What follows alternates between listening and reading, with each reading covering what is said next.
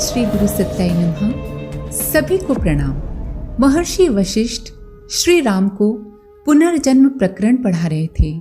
उस समय की बात है जब एक प्रसंग में उन्होंने श्री राम को बताया, हे राम, मनुष्य का मन सैकड़ों आशाओं और वासनाओं के बंधन में बंधा हुआ मृत्यु के उपरांत उन क्षुद्र वासनाओं की पूर्ति वाली योनियों और शरीरों में उसी प्रकार चला जाता है जिस प्रकार एक पक्षी एक वृक्ष को छोड़कर फल की आशा से दूसरे वृक्ष पर जा बैठता है। मनुष्य जैसा विचारशील प्राणी निम्न योनियों जैसे मक्खी, मच्छर, मेंढक, मछली, सांप, बैल, भैंस, मगर, नेवला, शेर, बाघ, चीता, भेड़िया, कौवा आदि योनियों में किस प्रकार चला जाता होगा, ये बात श्री राम की समझ में नहीं आई। उन्होंने अपनी शंका महर्षि के समक्ष प्रकट की और कहा, भगवान, मनुष्य जैसा समझदार व्यक्ति भला ऐसी निम्न योनियों में जाना क्यों पसंद करेगा। इस पर महर्षि ने श्री राम को जिस ढंग से जीवात्मा द्वारा अन्य शरीर धारण करने की अवस्था और मनोविज्ञान समझाया है, वो वस्तुतः हर विचारशील व्यक्ति के लिए मनन करने की अत्यंत महत्वपूर्ण वस्तु है। महर्षि वशिष्ठ ने श्री राम से कहा, हे राम, जीवात्मा गर्भ में अपने पूर्व जन्मों के संस्कारों के अनुरूप अच्छा या बुरा शरीर प्राप्त करता है। जन्म के बाद बच्चा धीरे धीरे बढ़ने लगता है और इस प्रकार वो युवावस्था में पदार्पण करता है। पकी हुई इंद्रियां अपना सुख मांगती हैं। कुछ इच्छाएं, वासनाएं पूरी होती हैं, अधिकांश अधूरी रह जाती हैं। अधूरी रह गई वासनाएं, महत्वाकांक्षाएं मनुष्य अपने मन में भीतर ही भीतर दबाता रहता है। एक बार उठी वासना और कामना जब तक पूर्ण नहीं हो जाती वो नष्ट नहीं होती है, वरन वो भीतर ही भीतर और भी बलवती होती रहती है। वासनाओं के दमन से शरीर के पंच भौतिक पदार्थों पर दबाव पड़ता है और वे क्रमशः कमजोर होते चले जाते हैं, जिससे वृद्धावस्था आ जाती है और मनुष्य का शरीर नष्ट हो जाता है। पर मन अपनी वासना के अनुसार अपनी कामनाओं की पूर्ति के लिए एक दूसरे जगत में, एक नए शरीर में प्रवेश कर जाता है। गीता में भगवान कृष्ण ने शरीरों को क्षेत्र या जगत कहा है। महर्षि वशिष्ठ ने ये जो दूसरे जगत में जाने की बात कही है, उसका तात्पर्य दूसरी योनि के शरीर से ही है। इस प्रकार अपने मन की वासना के अनुरूप जीव तब तक अनेकों शरीरों में भ्रमण करता रहता है जब तक कि उसकी वासनाएं पूर्ण रूप से शांत नहीं हो जाती और वो फिर से शुद्ध आत्मा की स्थिति में नहीं आ जाता। मोटे तौर से जीवात्मा के विभिन्न योनियों में परिभ्रमण का अर्थ ये समझा जाता है कि वो छोटे बड़े कृमि कीटकों, पशु पक्षियों की 84 लाख योनियों में जन्म लेने के उपरांत मनुष्य जन्म पाता है। पुनर्जन्म की घटनाओं से ये सिद्ध होता है कि मनुष्य को दूसरा जन्म मनुष्य योनि में ही मिलता है। इसके पीछे तर्क भी है।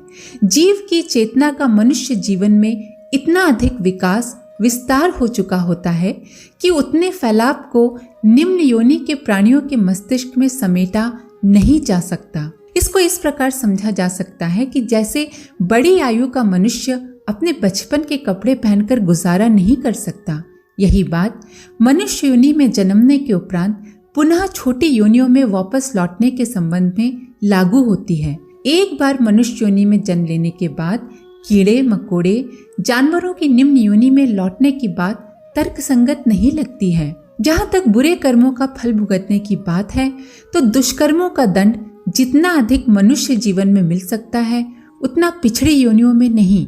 मनुष्य को शारीरिक कष्ट से भी अधिक मानसिक प्रताड़नाएं झेलनी पड़ती हैं।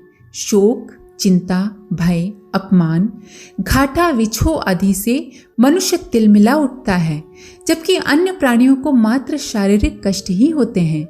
मस्तिष्क अविकसित रहने के कारण उनको इतनी तीव्र मानसिक पीड़ा नहीं होती जितनी मनुष्यों को होती है। ऐसी दशा में पाप कर्मों का दंड भुगतने के लिए निम्नगामी योनियों में मनुष्य को जाना पड़े, ये आवश्यक नहीं है। किंतु अपवाद हर जगह पाए जाते हैं। इस नियम के भी अपवाद हैं। मनुष्य का निम्न शरीर में प्रवेश अथवा जन्म, जो कुछ भी कहा जाए, उसके उदाहरण देखने को मिलते हैं। कई पशुओं के शरीर तथा मन में ऐसी विशेषताएं पाई गई हैं जो उनमें आश्चर्यजनक मात्रा में मानवीय भावना एवं प्रकृति होने का प्रमाण प्रस्तुत करती हैं।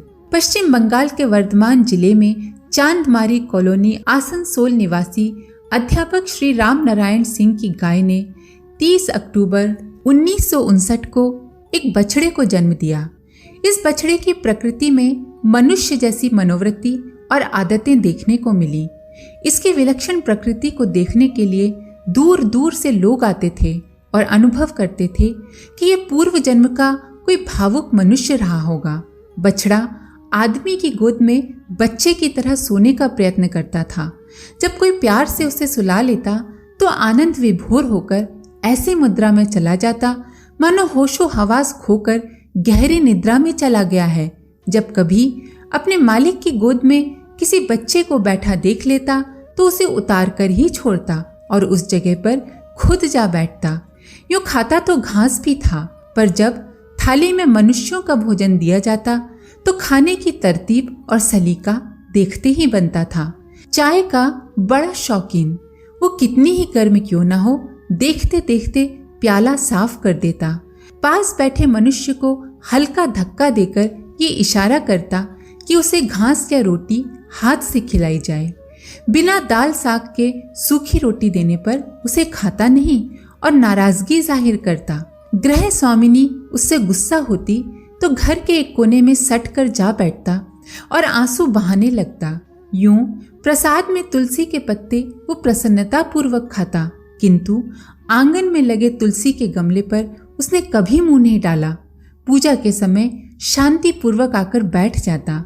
रस्सी से बंधा होता तो उसे तोड़ाने का प्रयत्न करता और पूजा के समय देव स्थान तक पहुंचने का प्रयत्न करता। सामान्यतः सृष्टि का विज्ञान सम्मत नियम ये है कि कोई भी जीवन अपने माता पिता के गुण सूत्रों अर्थात क्रोमोसोम से प्रभावित होता है। शरीर के आकार प्रकार से लेकर आहार विहार और रहन सहन की सारी क्रियाएं मनुष्य ही नहीं जीव जंतु भी माता पिता से ही पाते हैं। इस नियम में थोड़ा बहुत अंतर तो उपेक्षणीय हो सकता है, पर असाधारण अपवाद उपेक्षणीय नहीं हो सकते। जो संस्कार सैकड़ों पीढ़ी पूर्व में भी संभव न हो, ऐसे संस्कार और जीव जंतुओं के विलक्षण कारनामे भारतीय दर्शन के पुनर्जन्म और जीव द्वारा कर्मवश 84 लाख योनियों में भ्रमण के सिद्धांत को ही पुष्ट करते हैं। अफ्रीका की घटना है। एक गडेरिया बकरियां चराकर लौट रहा था। उसने एक झाड़ी के पास खौं खौं कर रही छोटी सी बबून बंदरिया देखी। लगता था वो अपने माँ बाप से बिछड़ गई थी। गडेरिया उसे अपने साथ ले आया और एक औद्योगिक फार्म के मालिक को उपहार में दे दिया। अफ्रीका की जिस बबून बंदरिया की घटना यहाँ बताई जा रही है, उसमें असाधारण मानवीय गुणों का उभार उस फार्म में पहुंचते ही उसकी आयु के विकास के साथ प्रारंभ हो गए थे। उसे किसी से कोई प्रशिक्षण नहीं मिला। फिर उसमें उस विलक्षण प्रतिभा का जागरण कहाँ से हुआ जिसके कारण वो इस परिवार की अंतरंग सदस्य बन गई। आज के विचारशील मनुष्य के सामने ये एक जटिल और सुलझाने के लिए बहुत आवश्यक प्रश्न है। बंदरिया का नाम आहाला रखा गया। फार्म मालिक ने फार्म के भीतर ही एक पशुशाला स्थापित की थी। उसमें गाय बछड़े बछड़ियां कुत्ते बकरियां आदि पशु पाले थे। पशुओं को चराने और उनकी देखरेख के लिए एक नौकर रखा गया था। ये बंदरिया भी उसे ही देखरेख के लिए दे दी गई। नौकर उसे और 2 कुत्तों को साथ लेकर गौ चराने जाता था। एक दिन किसी कारण से वो अपने गांव चला गया। उस दिन आहाला बंदरिया ठीक समय पर भेड़ बकरियों को बाड़े के बाहर निकाल ले गई और दोनों कुत्तों की सहायता से उन्हें दिन भर चराती रही। उसने चरवाहे का नहीं बल्कि एक कुशल चरवाहे का काम किया। भटके हुए मेमनों को उनके माता पिता तक बगल में दबाकर पहुंचाकर, जिनके पेट आधे भरे रह गए हैं, उन्हें हरी घास वाले भूभाग की ओर घेर कर पहुंचाकर उसने अपनी कुशलता का परिचय दिया। मालिक ये देखकर बड़ा खुश हुआ। उसने चरवाहे को दूसरा काम दे दिया और तब से आहाला लगातार चरवाहे का काम करती रही। इस अवधि में उसने पशुओं की सुरक्षा, स्वास्थ्य, रख रखाव में भी परिवर्तन और नए प्रबंध किए, जिन्हें देखकर लगता था मानो वो पूर्व जन्म में कोई गडरिया रही हो और उसने भेड़ बकरियां चराने से लेकर उनकी व्यवस्था तक का सारा काम स्वयं किया हो। वो शिकारी जंतुओं से मेमनों की रक्षा करती, शाम को हर एक पशु की गणना करती। कोई पशु बिछड़ जाता, कोई मेमना कहीं पीछे रह जाता तो वो स्वयं जाकर उसे ढूंढ कर लाती।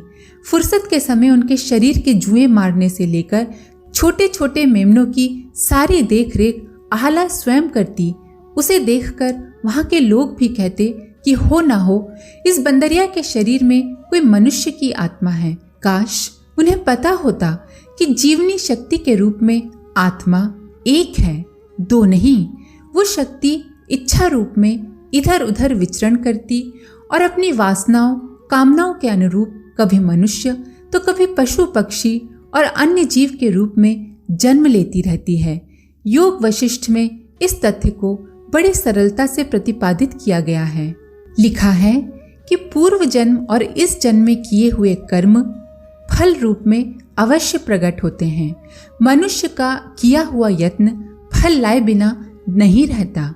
कर्म की प्रेरणा मन की इच्छा और आवेगों से होती है। जैसे रात्रि में जलती हुई लुखाटी को गोल गोल घुमाने से आग का गोला दिखाई देता है, जबकि वस्तुस्थिति में गोला होता नहीं है, उसी प्रकार कामनाएं वासनाएं मन में लहरों की तरह उठती हैं। मन का स्पंदन ही कर्मों का बीज है। यही मनुष्य से कर्म कराती हैं। विविध क्रियाएं ही तरह तरह के फल लाती हैं। नए शरीर में आने के पश्चात अपने पूर्व अनुभवों का विवरण लिखते हुए एक जागृत आत्मा की अनुभूति का वर्णन वेद में इस प्रकार आता है। शरीर में जो प्राण शक्ति आग्नेय परमाणुओं के रूप में काम कर रही थी, मैंने जाना नहीं कि मेरे संस्कार उसमें किस प्रकार अंकित होते रहे। जैसे सोते समय मन आदि सब इंद्रिय विलीन हो जाती हैं, उसी प्रकार मृत्यु के समय मेरी पूर्व जन्म की इच्छाएं प्राण में विलीन हो गई थी और अब इस नए शरीर में वो मेरे प्राणों का पुनर्जागरण होने पर ऐसे जागृत हो गई हैं जैसे सोने के बाद जागने पर मनुष्य सोने के पहले उसके जो संकल्प इच्छाएं थी उनके आधार पर काम प्रारंभ कर देता है। अब मैं पुनः आंख कान आदि इंद्रियों को प्राप्त कर जागृत हुआ हूँ और अपने पूर्वकृत कर्मों का फल भुगतने को बाध्य हुआ हूँ। इस कथन से आधुनिक विज्ञान का जीन्स सिद्धांत पूरी तरह मेल खाता है। प्राणमय कोश के आग्नेय या प्रकाश भाग को ही प्राण कह सकते हैं। पूर्व जन्मों के संस्कार इन्हीं में होते हैं। यदि प्राणों की सत्ता को शरीर से अलग रखकर उसके अध्ययन की क्षमता विज्ञान ने प्राप्त कर ली तो पुनर्जन्म और विभिन्न योनियों में भ्रमण का रहस्य भी वैज्ञानिक आसानी से जान लेंगे। आहाला बंदरिया उसका एक उदाहरण है। बंदरों में मनुष्य से मिलती जुलती बौद्धिक क्षमता तो होती है, पर इतनी कार्यकुशलता और सूक्ष्म विवेचन की क्षमता उनमें नहीं होती। ये संस्कार पूर्व जन्मों के ही हो सकते हैं।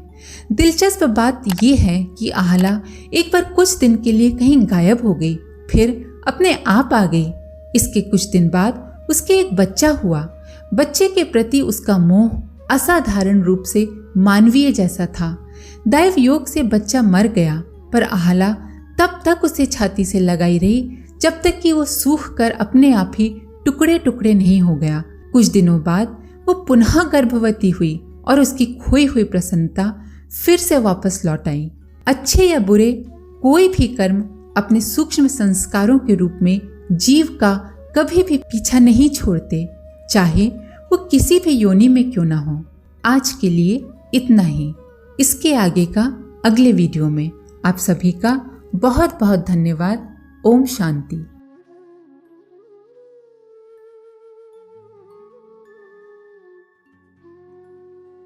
हमारे YouTube चैनल को सब्सक्राइब करें और बेल आइकन को दबाकर ऑल पर क्लिक करें ताकि आने वाले सभी वीडियोस की नोटिफिकेशन आपको मिलती रहे।